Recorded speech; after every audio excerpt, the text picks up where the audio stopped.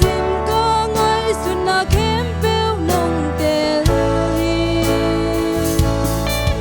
Swang pi ban in tui na phur sa Tui sik leng ka zu na suak sa pa Na vang lên na kém bêu ke ya ding ki chi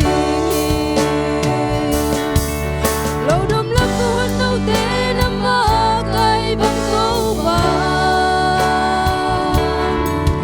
Is a remittance if kampan na pikyat bang kanong na Nung thang dale hapsat na nung tuamin Building lay low kapag bailay Nang masumbe kum ding ka